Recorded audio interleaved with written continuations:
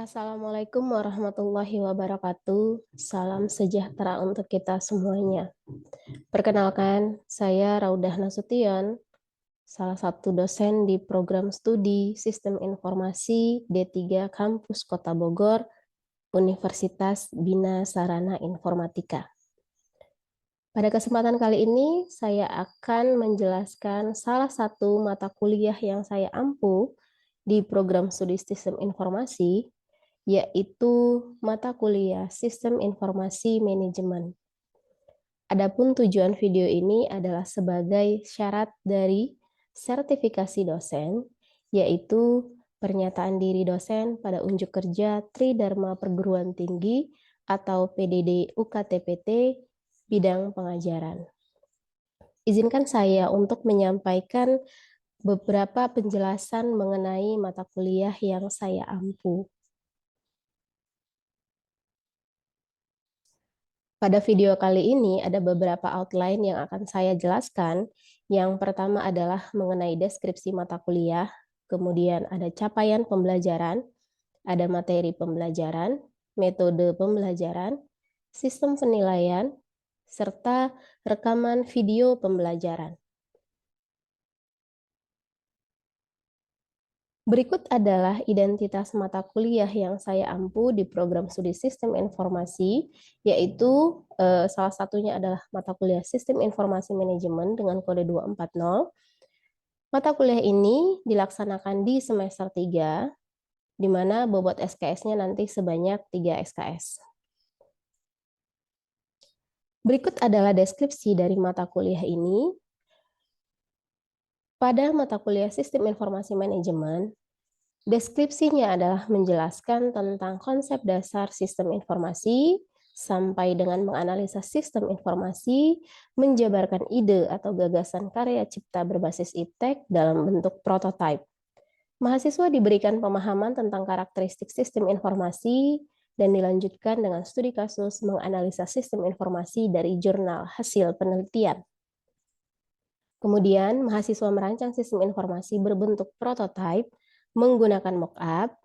Mahasiswa diberikan pemahaman tentang struktur organisasi pada perusahaan, kemudian penggunaan sistem informasi, baik pada bidang manufacture, pemasaran, keuangan, sumber daya manusia diberikan agar mahasiswa dapat memahami penggunaan iptek dapat diterapkan pada segala bidang.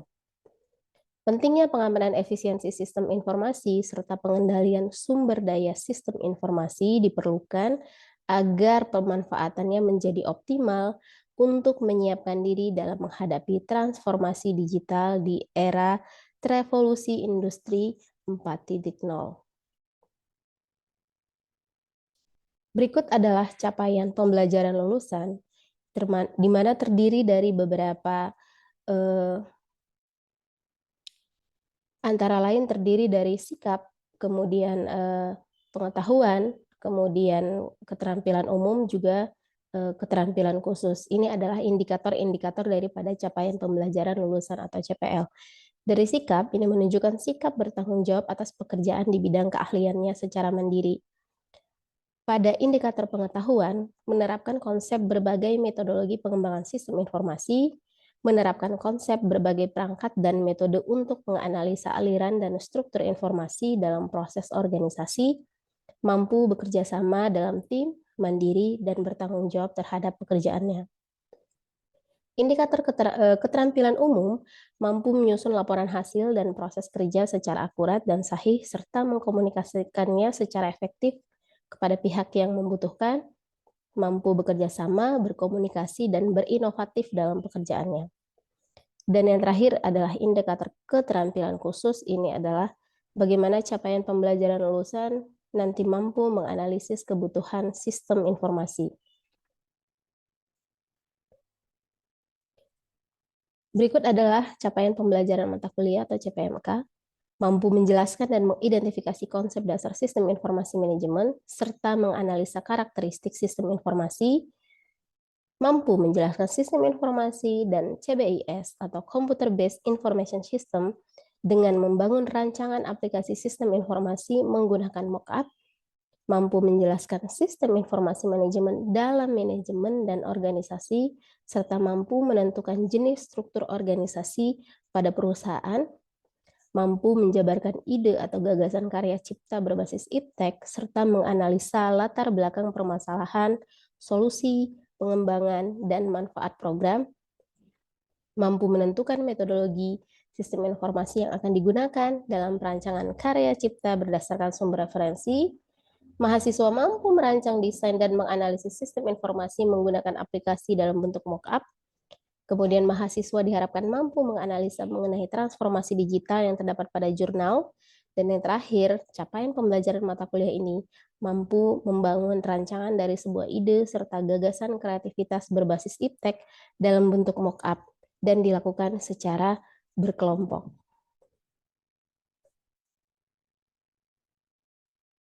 Berikut adalah sub CPMK dari mata kuliah ini, di mana nanti sub CPMK-nya adalah mahasiswa mampu mengidentifikasi serta menganalisa karakteristik sistem informasi, mampu menjelaskan dan membangun rancangan aplikasi sistem informasi menggunakan mockup, mampu menjelaskan dan menentukan jenis struktur organisasi pada perusahaan, mampu menjabarkan dan menganalisis latar belakang permasalahan dari ide atau gagasan karya cipta berbasis iptek, bagaimana solusi pengembangan dan apa manfaat daripada programnya, mampu menjabarkan dan menganalisis metodologi sistem informasi yang akan digunakan dalam perancangan karya cipta berdasarkan sumber referensi, mampu menentukan rancangan desain dan menganalisis sistem informasi menggunakan aplikasi dalam bentuk mockup, mampu menganalisa mengenai transformasi digital yang terdapat pada jurnal, dan mampu menjabarkan dan menganalisis sebuah ide serta gagasan karya cipta berbasis iptek dengan menggunakan mockup yang disusun dalam bentuk proposal. Adapun materi pembelajaran dalam satu semester ini, materi yang diberikan hanya ada 7 materi karena sisanya adalah mahasiswa melakukan atau membuat sebuah ide gagasan dalam bentuk proposal, yaitu menjelaskan atau merancang sebuah gagasan iptek, di mana nanti membahas mengenai rancangan sebuah sistem informasi. Pada satu semester ini, materi pembelajaran yang akan diberikan antara lain adalah konsep dasar sistem informasi manajemen, sistem informasi dan computer based information system atau CBIS, manajemen dan organisasi, sistem informasi manajemen dalam pemasaran, sistem informasi manajemen dalam sistem keuangan, sistem informasi manajemen dalam sumber daya manusia dan sumber daya informasi. Dan yang terakhir adalah memberikan pemahaman mengenai transformasi digital menuju era disruptif dan revolusi industri 4.0. Sisanya, mahasiswa melakukan presentasi setelah ujian UTS. Kemudian hasil dari presentasi ini nanti yang akan digunakan sebagai nilai ujian akhir semester mahasiswa. Jadi materi yang diberikan hanya sampai dengan 7 minggu saja. Sisanya presentasi secara berkelompok. Berikut adalah metode pembelajaran. Karena mata kuliah ini adalah mata kuliah daring, maka metode pembelajarannya antara lain dilakukan baik menggunakan learning management system, yaitu MyBase yang ada di kampus, kemudian bisa juga memberikan materi melalui Zoom meeting, atau juga dengan Google Meet, atau juga sharing materi melalui grup WhatsApp, dan juga melalui channel YouTube dosen. Diharapkan dengan metode pembelajaran yang seperti ini, mahasiswa masih tetap dan bisa memahami materi yang diberikan oleh dosen. Berikut adalah sistem penilaian. Bobot penilaian untuk mata kuliah ini, kehadiran diberikan bobot 20%, tugas 25%, UTS 25%, dan presentasi dalam bentuk presentasi nanti nilai UAS-nya adalah 30%. Jenis asesmen nanti ada yang tes tertulis, kemudian ada tes lisan, dan juga ada tugas, yaitu dalam bentuk makalah, proposal. Ini adalah range nilainya. Berikut adalah rubrik penilaian untuk mata kuliah ini. Mata kuliah ini nanti diberikan bentuk asesmennya dalam bentuk tes tertulis dan juga penugasan, apakah itu nanti tesnya melalui grup WhatsApp ataupun nanti melalui learning management system, itu disesuaikan dengan dosennya.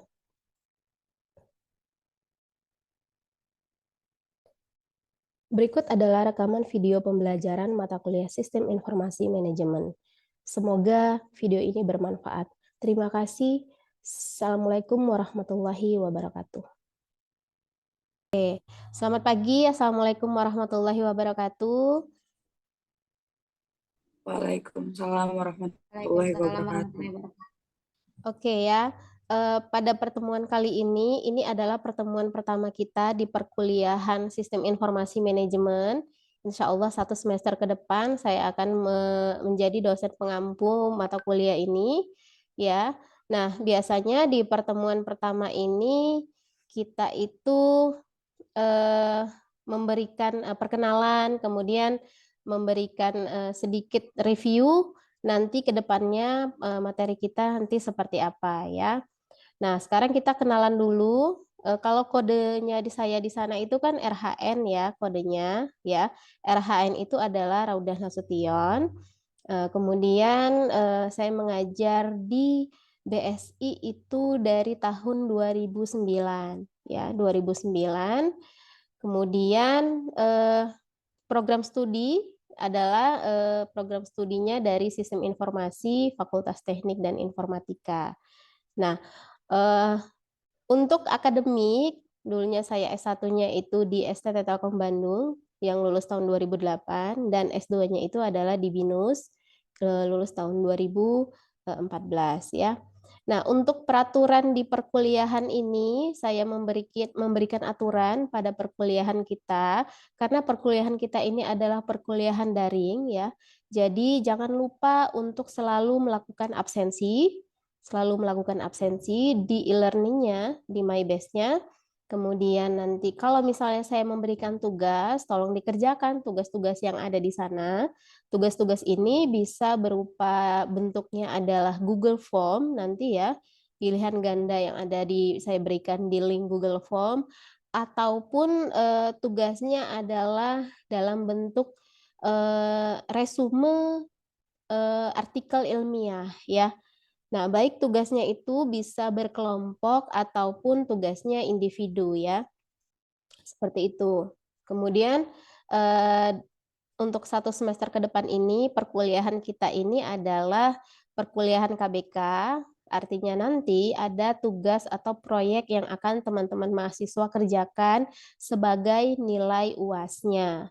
Jadi UAS-nya tidak ada, diganti dengan mengerjakan sebuah proposal makalah ya, mengerjakan sebuah proposal makalah. Nah, hari ini saya akan jelaskan sedikit mengenai tugasnya.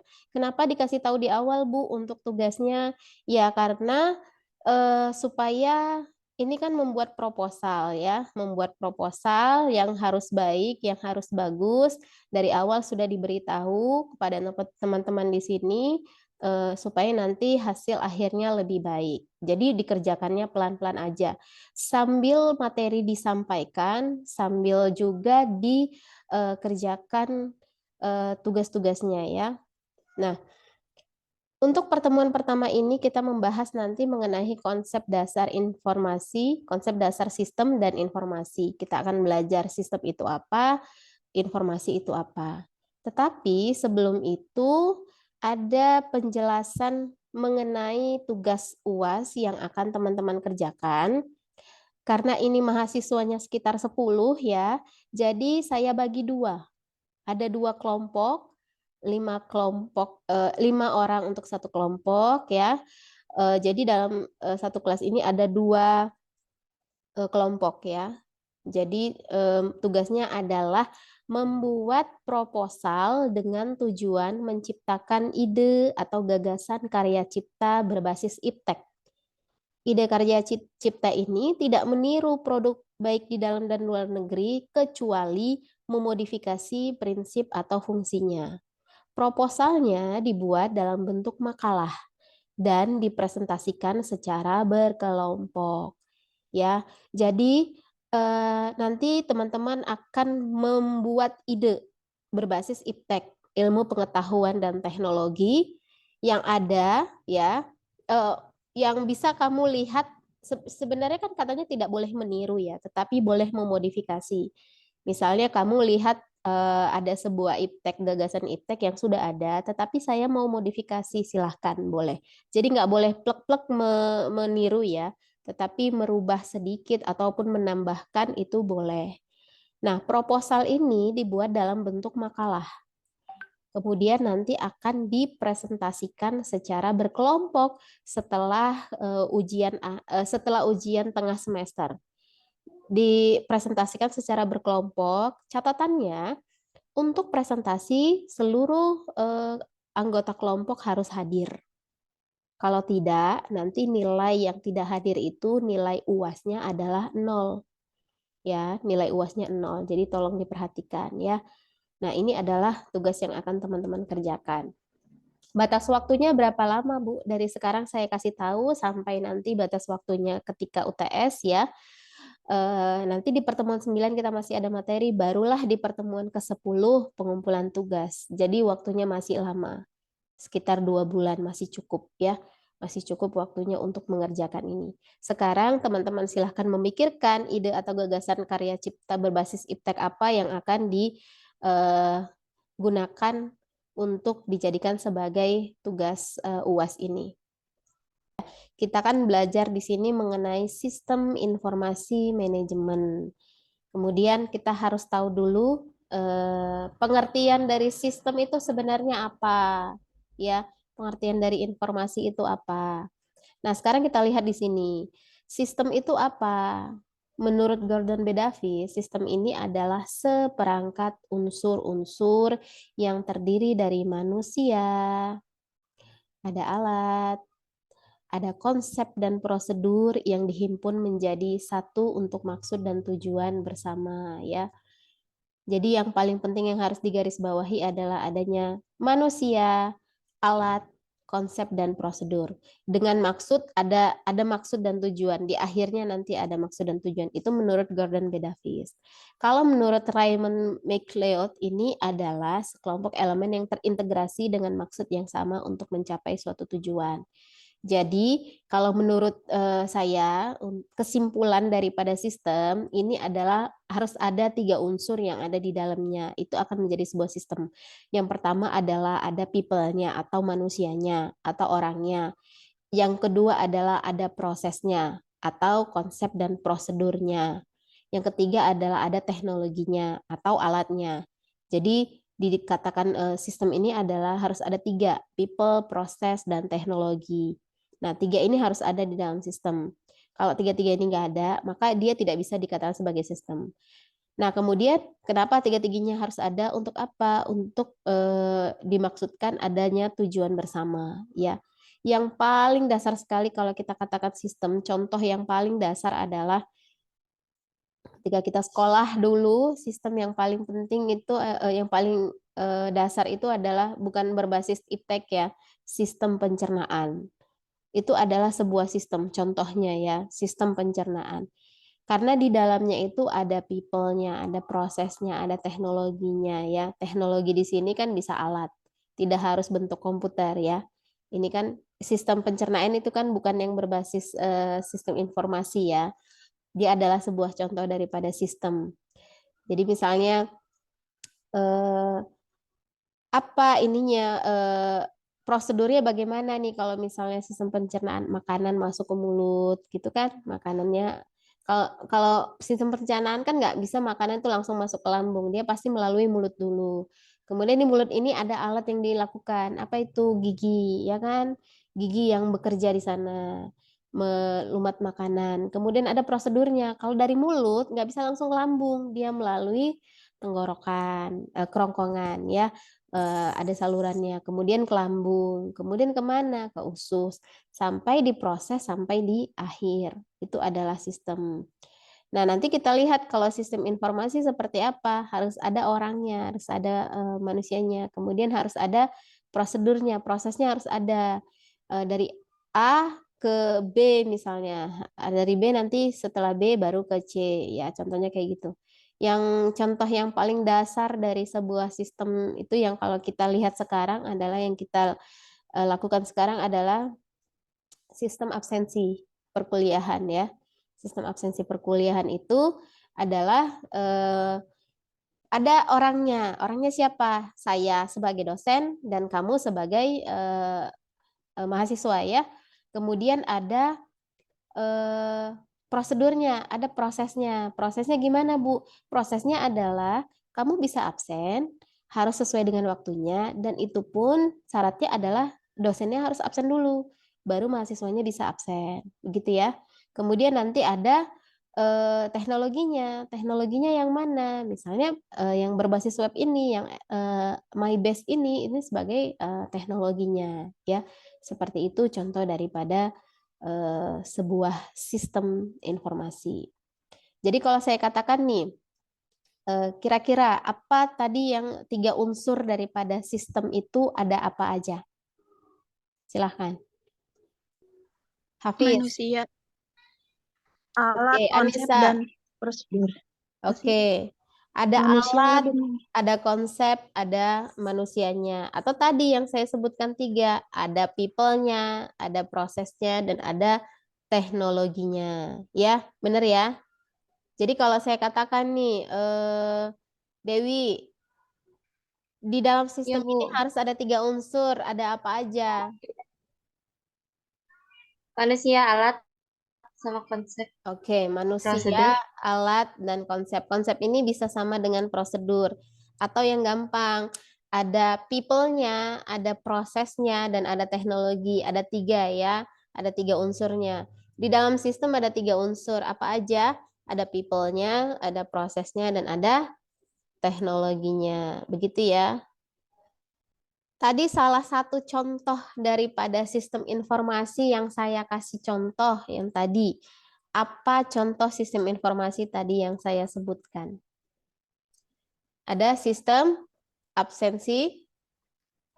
kelas. Oke, ada sistem Mahasiswa. absensi mahasiswa ataupun sistem absensi online ya. Nah, itu adalah salah satu contoh daripada sistem informasi.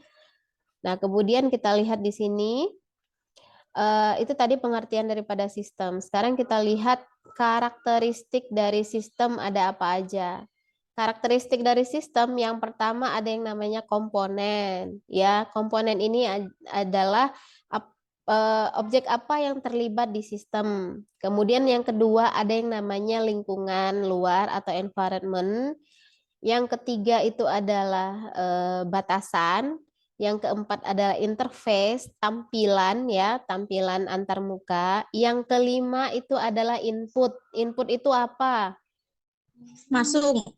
Masukan ya, input itu adalah masukan. Kemudian ada yang namanya proses dan ada yang namanya output. Output itu apa?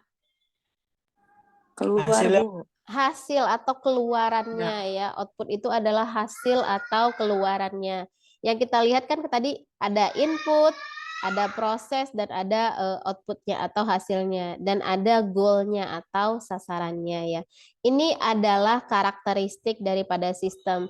Nanti kita akan lihat sedikit contoh dari yang dikatakan karakteristik sistem ya.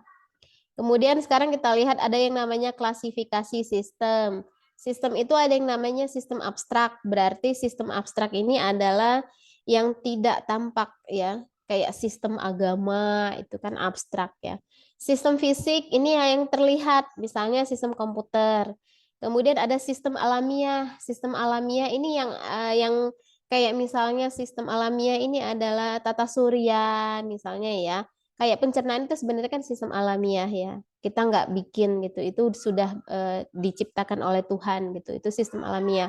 Kemudian ada sistem buatan manusia. Sistem buatan manusia ini berarti kayak sistem komputer tadi itu termasuk sistem buatan manusia. Kayak sistem absensi online itu termasuk sistem buatan manusia. Kemudian ada sistem probabilistik namanya. Ini adalah sistem yang tidak bisa diprediksi hasilnya seperti apa. Kemudian ada sistem deterministik. Ini adalah bisa kita prediksi hasilnya atau pengolahan datanya bisa kita prediksi.